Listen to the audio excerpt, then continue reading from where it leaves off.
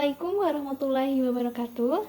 Halo semuanya, perkenalkan nama saya Pina Rahmawati dengan NIM 8781652206 dari Fakultas Keguruan dan Ilmu Pendidikan, Program Studi Pendidikan Guru Sekolah Dasar, Universitas Terbuka Bandung.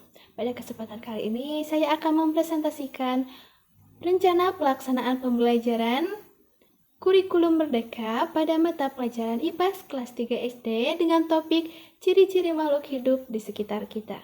RPP ini disusun untuk pembelajaran IPAS kelas 3 SD fase B semester ganjil di SDN 1 Pamijahan. Alokasi waktu yang akan digunakan yaitu 2 jam pelajaran atau 70 menit dalam satu kali pertemuan. Model pembelajaran yang akan digunakan adalah problem based learning atau pembelajaran berbasis masalah dengan metode diskusi, tanya jawab, observasi, presentasi, dan penugasan. Pemilihan model ini bertujuan supaya peserta didik dapat lebih aktif dalam pengamatan dan mampu berpikir kritis dan dapat memahami materi melalui pengalaman langsung di lingkungan sekitar. Pada elemen pemahaman IPAS ini, capaian pembelajaran yang ingin dicapai yaitu peserta didik mampu memahami siklus hidup makhluk hidup, serta memahami pentingnya menjaga dan melestarikan lingkungan. Tujuan pembelajaran dalam RPP ini ada 2. Pertama, peserta didik dapat mengidentifikasi ciri-ciri makhluk hidup di lingkungan sekitar melalui kegiatan pengamatan dengan tepat. Kedua, peserta didik dapat membedakan makhluk hidup dan benda mati berdasarkan hasil observasi dan diskusi kelompok dengan benar. Pembelajaran ini juga mendukung penguatan profil pelajar Pancasila yaitu beriman dan berakhlak mulia, bergotong royong, bernalar kritis, mandiri, kreatif, dan peduli terhadap lingkungan. Nilai-nilai tersebut diterapkan melalui kegiatan diskusi, observasi, kerja kelompok, dan kepedulian terhadap makhluk hidup di sekitar sekolah. Melalui pembelajaran ini, peserta didik diharapkan untuk memahami bahwa makhluk hidup memiliki ciri-ciri tertentu yang membedakannya dari benda mati. Selain itu, peserta didik juga diharapkan memiliki kesadaran untuk menjaga dan merawat makhluk hidup sebagai bentuk rasa syukur kepada Tuhan Yang Maha Esa.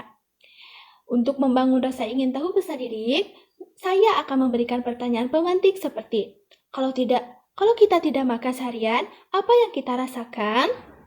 Apakah sebuah batu juga perlu makan seperti kita? Pertanyaan tersebut bertujuan untuk menghubungkan pengalaman sehari-hari peserta didik dengan materi pembelajaran. Materi pokok dalam pembelajaran ini adalah ciri-ciri makhluk hidup di sekitar kita. Adapun ciri-ciri makhluk hidup yang dipelajari meliputi 1. Bernapas, 2. Bergerak, 3. Membutuhkan makanan dan air, 4. Tumbuh dan berkembang, 5. Berkembang biak, 6. Peka terhadap rangsang, dan terakhir, mengeluarkan zat sisa.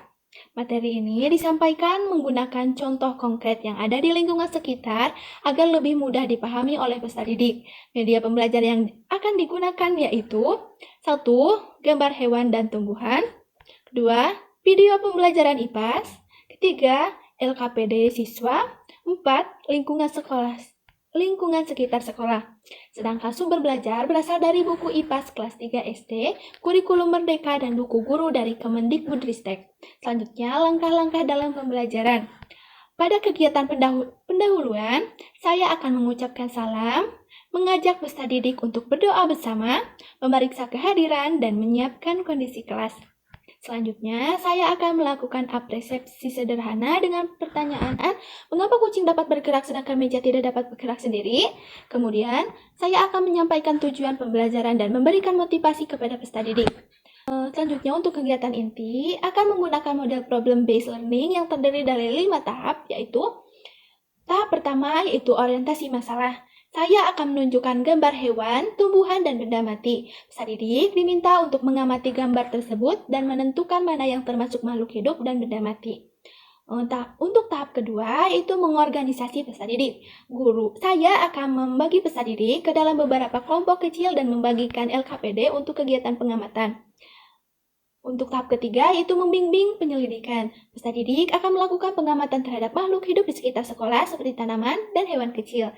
Hal yang akan diamati meliputi cara bergerak, cara memperoleh makanan, pertumbuhan, dan respon terhadap lingkungan. Saya akan membimbing peserta didik selama kegiatan berlangsung.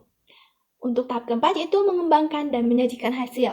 Peserta didik akan menuliskan hasil pengamatannya pada LKPD, kemudian setiap kelompok akan mempresentasikan hasil diskusinya di depan kelas dan kelompok lain akan memberikan tanggapan atau pertanyaan.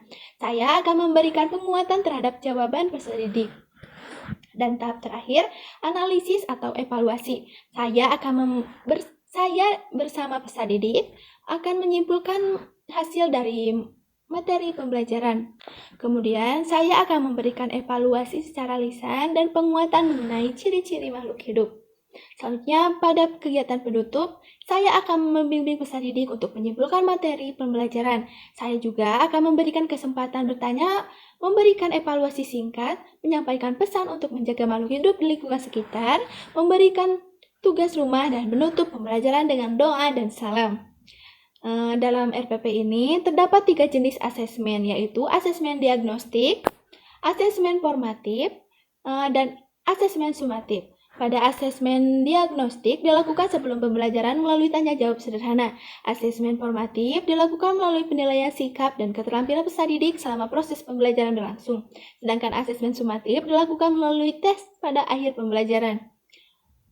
Dalam LKPD peserta didik, diminta melakukan observasi di lingkungan sekolah untuk menemukan 3 makhluk hidup dan 3 benda mati.